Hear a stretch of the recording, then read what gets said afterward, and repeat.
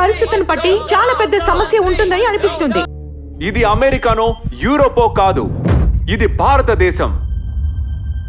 నాకు కావాల్సింది మీ సైలెన్స్ కాదు, ఆన్సర్ కావాలి. ఈ రోజు 7:30కి వాళ్ళ సెకండ్ ఇంటర్వ్యూ ఎయిర్లోకి వస్తుంది. 8 గంటలకి ప్రైమ్ డిస్కషన్. ఏమైంది సార్ ఈ రోజు మన న్యూస్ ట్రాక్ డిస్కషన్? నమస్కారం, న్యూస్ ట్రాక్ కి స్వాగతం. రాజధానిలో మావోయిస్టుల సంచలనం, సురక్షిత లేని ప్రతిపక్షం.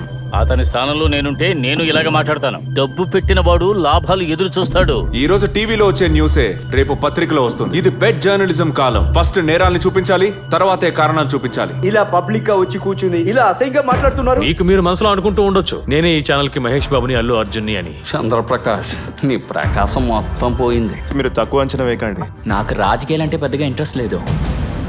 ఒక 2 స్టోరీలు గానీ దొరికితే మనం తప్పించుకుంటాంరా. సార్, స్టోరీ కొత్తగా కావాలంటే మన రిపోర్టర్స్ కి జీతం ఇవ్వాలి. నీకు జీతం ఇచ్చేదే నేను చెప్పింది చేయడానికి, వాళ్ళ బండ్లకి పెట్రోల్ పోయించాలి, భుజం మీద చేయడానికి కాదు. దీని గురించి ఏమీ తెలియకుండా ఛానల్ మొదలు పెడితే ఇలాగే ఉంటుంది.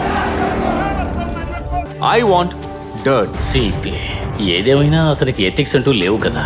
మేము ఎథిక్స్ తో పనిచేయడానికి మాక్సిమం ట్రై చేస్తూనే ఉన్నాం మేడం. ప్రజలు ఒక రోజు ఖచ్చితంగా నిజం తెలుసుకుంటారు. ఇది నిజమే, 50% నిజమే.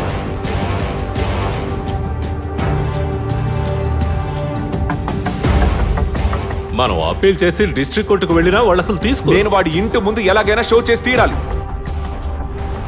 నాకు ఒక హెల్ప్ చేయండి. Provoke him.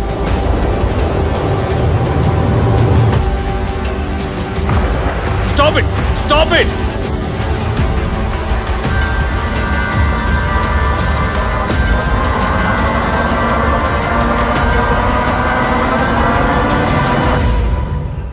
Empty Vasudeva Naidu, K G Sankaradeva Pillai, P Govinda Pillai, M P Narayana Pillai, Thakazhi Sivasankar Pillai. అర్థమైందా? అన్నట్టు వీళ్ళందరూ ఏ జాతీయ పార్టీకి చెందిన వాళ్ళు?